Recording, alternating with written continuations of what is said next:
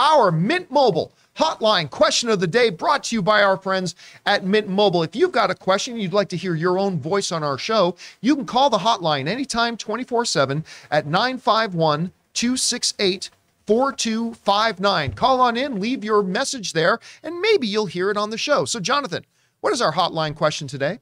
Hello, John. This is Joe, and I have a question for all of you in the crew. I've been thinking, is it possible that Black Panther Wakanda Forever takes place at the time of the Blip? Because remember, Chadwick Boseman, a.k.a. Black Panther, he did blip. He did disappear. Maybe the story is about the time that he had blipped to the time that he came back. Who knows? What do you guys think about that? Thank you and have a wonderful day. Thank you so much for calling that in, Joe. Okay, this is a theory and a question that I've heard come up a ton ever since they announced Black Panther 2 about the idea, well, we know that T'Challa was snapped away. And, you know, we hear Ramonda saying at, I believe it's like a UN sort of council, saying, I've lost my family and all that kind of stuff. Is it possible that this movie, as a lot of people still believe, takes place during that blip? I would propose that it's possible, but highly, highly unlikely. And there's two main reasons why I think it's unlikely that this takes place during the blip. Number one is, from everything we know and understand, Shuri also was snapped away. We saw that she was brought up in one of the films as one of the people who is now gone.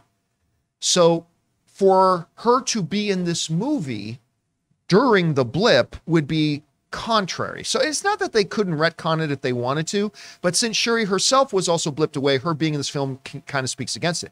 The other thing is this. Since half of life in the universe was snapped away, it's unlikely that the only Wakandan that was snapped away was T'Challa, because everybody else is still there. His mother's still there. M'Baku's still there. Nakia's still there. Shuri's still there. Like, everybody else is still there.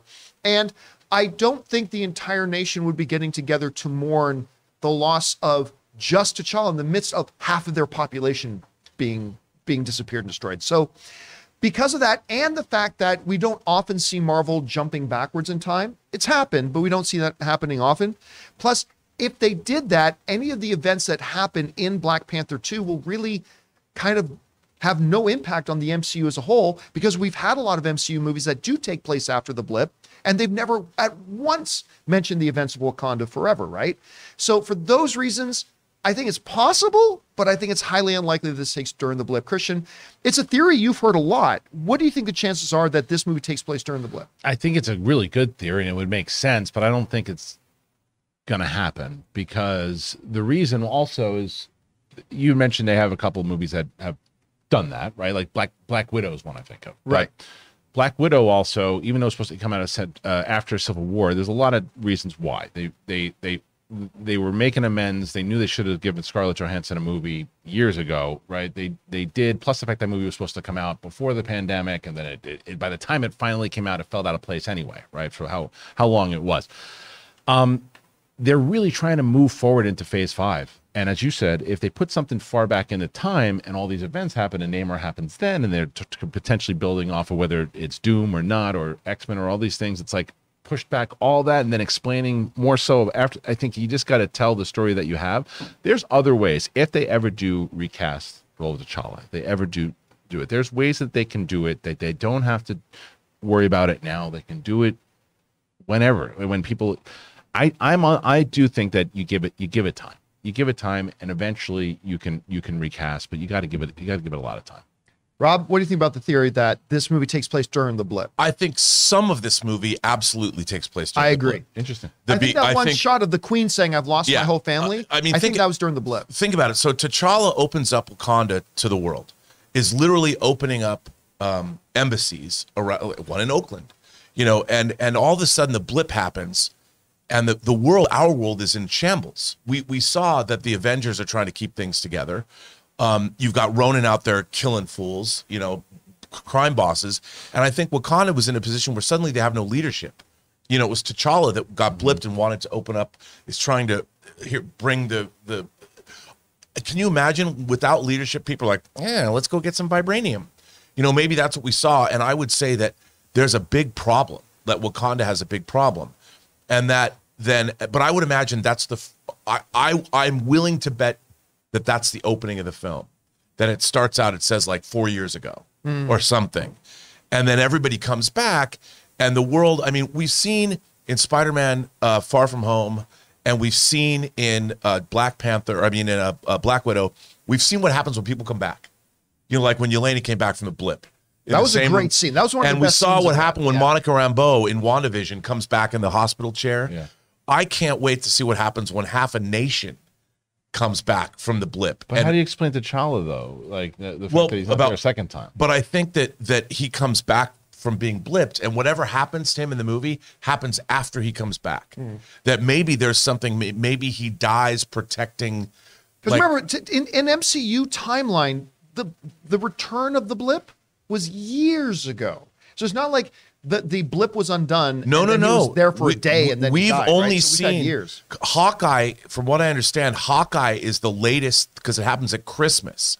So WandaVision started 3 weeks after the blip. People were returned. Everything that we've seen in Phase 4 right now is happening in the same time period. So Black Panther is going to take place in there somewhere in between what we've already seen. As far as at least that's how I understand it. Theory, but I think he's going to die sometime when he comes back from being blipped. So he comes back, you know, sometime between after WandaVision. Maybe it takes place even before, because the closest we've seen to the blip is what happened in WandaVision. So. All right, guys, question is for you. There's a lot of theories out there about maybe Black Panther Wakanda Forever takes place during the blip. I mean, I don't think any of us actually think that happens, although parts of it taking place during the blip as flashbacks, certainly a possibility. What do you guys think about that? Whatever your opinion is, jump down to the comment section below and leave those thoughts there.